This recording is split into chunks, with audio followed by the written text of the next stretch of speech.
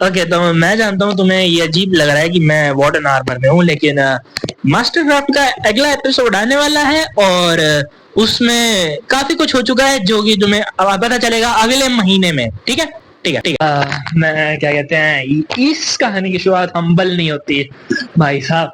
इस कहानी की शुरुआत होती है डर से। हाँ, लिटरली डर से कि क्या होएगा, फ्यूचर क्या होएगा, वगैरह वगैरह, उन सब से शुरू होती है। और मैं पहले बता दूं कि ये कहानी मेरे साथ पहले हो रखी है, तभी ये इस चैनल पे आई है। और ये रेंटर चैनल नहीं है, ये जर्नल है। जर्नल और रेंटर दो अलग अलग वर्ड है, मीनिंग भले ही सेम है, लेकिन यहाँ पे मेरी अपनी कहानी होती है जो असल में हुई है, ना कि वो कुछ और चीजें जो रेंटर चैनल में डलती है। हाँ, ठीक है, ठीक है। तो क्या कहते हैं, तो बोर्ड एग्जाम्स जो हैं वो हर किसी का एक तरीके से नाइटमेयर है। 12th के तो भाई अल्ट्रा वर्जन। मैं सच कहूँ ना, मैं इतना किसी से नहीं डरता जितना बोर्ड एग्जाम से डरता हूँ, क्योंकि भाई ये इतनी सारी चीजें देते हैं ना कि लोग बोलते हैं कि बोर्ड एग्जाम्स जो है वो का लिटरल एम्बॉडीमेंट है स्ट्रेस की। क्यों?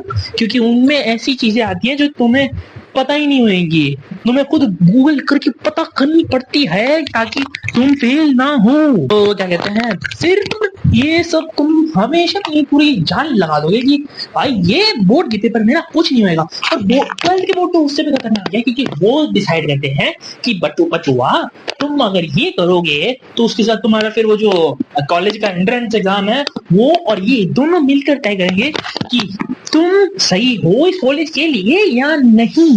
भाई साहब, एक पहले से इतना स्ट्रेस और ऊपर से उस चीज का अलग से स्ट्रेस। ठीक है, हालांकि मेरे को क्या कहते हैं, ये कॉलेज एंट्रेंस एग्जाम देने की जरूरत नहीं पड़ी, मेरा एडमिशन हो गया लल्लन टॉप भाई। तो वो कहानी तुम्हें नहीं मिलेगी।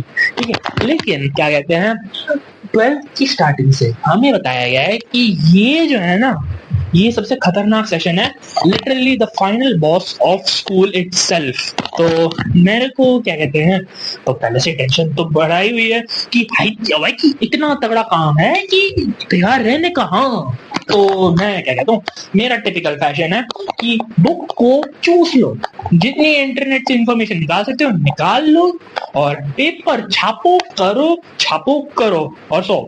हाँ, ये मेरी साइकिल थी, पेपर छापने का, अटेंड करने का, फिर से छापने का, फिर करने का, और अगर आगे दिन में थोड़ा बहुत 2 घंटे के लिए एंटरटेनमेंट और फिर निन्नी। हाँ, ये था मेरा रूटीन।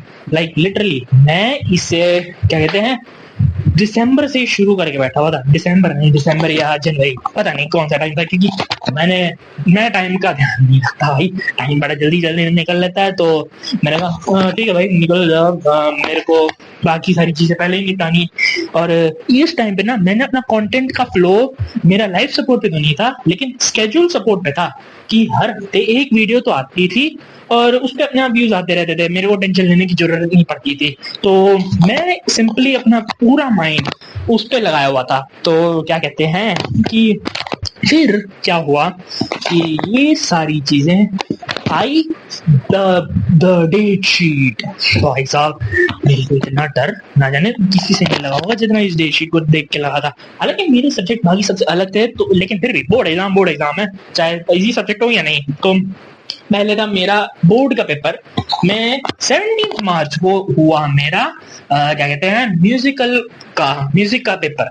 फिर 27 फरवरी को हुआ मेरा पेंटिंग का। फिर 25 मार्च को आईपी, और फिर वैसे वैसे करके इंग्लिश हिंदी तो काफी आसान है, वो आराम से कर लेता था मैं।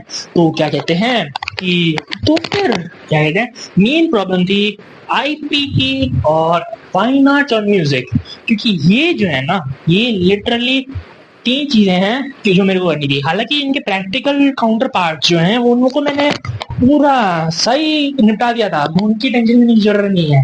तो उसमें म्यूजिक में मिल गए थे मेरे को 70 मार्क्स, और 64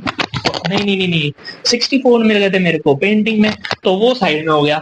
और फिर जो आया प्रैक्टिकल, क्या कहते हैं, अरे किसका था प्रैक्टिकल, हाँ आईटी के प्रैक्टिकल में मैंने पूरी ये 3 मेरे साथ जो 2 बैठे थे ना, मैंने उनको पूरा कैरी किया है। लाइक लिटरली वो कुछ कर ही नहीं रहे थे। एक तुमने उस रीजन दिया कि भाई मेरा पास लैपटॉप नहीं है, मैं नहीं बना पाऊंगा, तो तेरे को करना पड़ेगा। तो दूसरे वाले ने बोला भाई मेरे को दुकान पे जाना होता है। भाई दुकान पे जाना है चला जा, दुकान पे बैठ के कर ले। नहीं लेकिन नहीं, उसे दुकान ज्यादा प्रॉब्लम चाहिए, क्योंकि अरे पैसा आना है ना, और दिखाना है कि अरे हम पैसे वाले हैं भाई। और हाँ पहले बता दूं, मैं किसी के नाम नहीं लूंगा इधर, उनकी फेक नेम्स दूंगा, क्योंकि प्राइवेसी ऑन टॉप। ये कोई रैंडम कम्युनिटी नहीं है जो कैजुअली अपना तुम्हारी इंफॉर्मेशन पर्सनल वाली उठाएगी, दूसरों को बेचेगी, पैसा कमाएगी और नहीं। जी हाँ, यहाँ पे प्राइवेसी इक्वल्स टॉप प्रायोरिटी। हाँ तो क्या कहते हैं, और फिर तो क्या कहते हैं, फिर ये हो गए डेट पास। तो फिर मैंने कहा अब जो है मेन आता है, वो जो सबसे मेन है बोर्ड एग्जाम, थ्योरी एग्जाम, जो लिटरली सबसे इंपॉर्टेंट है, क्योंकि अगर उसमें तुम फेल हो गए तो ये मार्क्स तुम्हें सपोर्ट नहीं करेंगे, उसमें मिनिमम मार्क्स तुमको लगेंगे। पर मेरे 85.2% आए हैं, तो तुम्हारा भाई पास हो गया, अभी ये पानी बना रहा है, ठीक है। और टेंशन नहीं लेने का, मैं अपने फर्स्ट डे ऑफ कॉलेज का भी वो बना दूंगा वीडियो, ठीक है। ओके तो फिर क्या कहते हैं कि ये सब हुआ, सब साइड हो गया एकदम मस्त, ठीक है। तो फिर उसके बाद क्या हुआ कि मैंने एक बड़ी गलती कर दी कि मैं थोड़ा सा ओवर कॉन्फिडेंट हो गया, क्योंकि जो क्वेश्चन मेरे को पता थे आएंगे, लेकिन एंड ऑफ डे वो नहीं आए, और मेरी लंका लगते बच गई। तो ओ भाई साहब, भाई मैं तुम सबसे बोल रहा हूँ, मेरी कहानी से सीखो, ओवर कॉन्फिडेंस मत करो यार। भाई मेरे को, मैं लास्ट मिनट स्वेट कर रहा था, और फिर भी क्या कहते हैं, क्योंकि मेरी एलओसी मेरे काम आ गई, तो मेरे को एक राइटर मिल गया और उसने मेरे को कैरी कर लिया, ठीक है। लेकिन जो देखो, जिस लड़की ने मेरा पेपर लिखा ना, राइटिंग तो भाई साहब परियों के उस पंख से लिखी हुई थी, इतनी सुंदर थी, लाइक लिटरली, मैं सार्केज्म नहीं कर रहा हूँ, कटाक्ष नहीं है ये, समझ गए।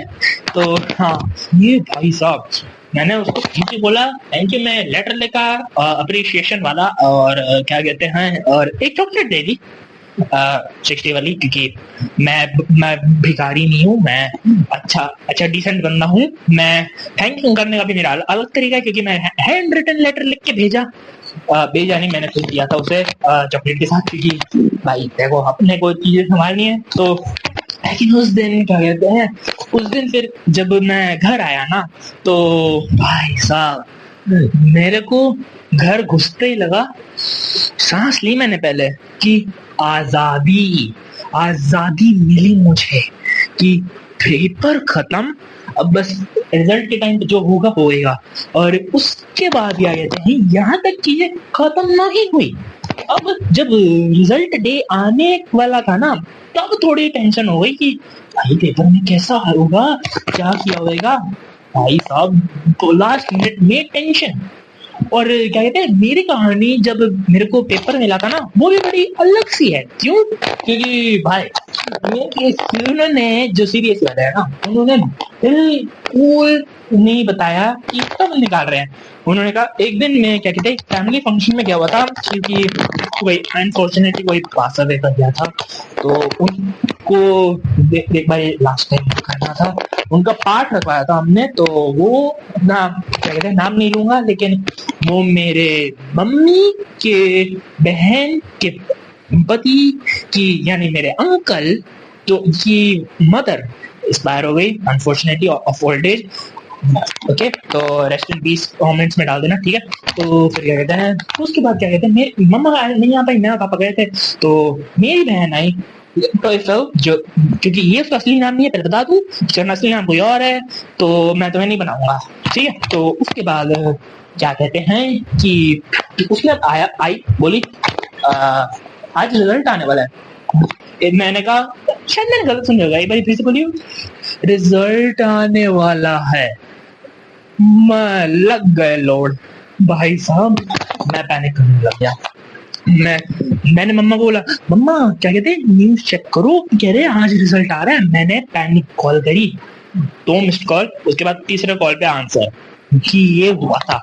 तो भाई साहब क्या कहते हैं फ्रेंड्स मतलब इसका इंग्लिश वर्जन आएगा, उसमें भी तुम्हें मेरे को पैनिक करते हुए सुनोगे, ठीक है। कहते हैं फिर उसके बाद जो मेन क्लाइमैक्स है तो उसका तो एंड कभी होना है, वो है कि नहीं, ये तो एंड है कि ये होएगा।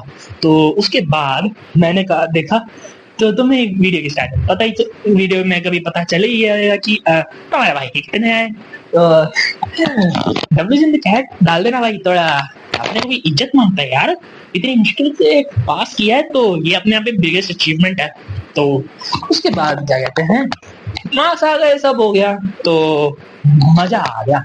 लेकिन एक साल लिटरली क्वाइट लिटरली स्ट्रेस, एग्नी और डेफिनेशन ऑफ पेन से मैं निकला हूँ।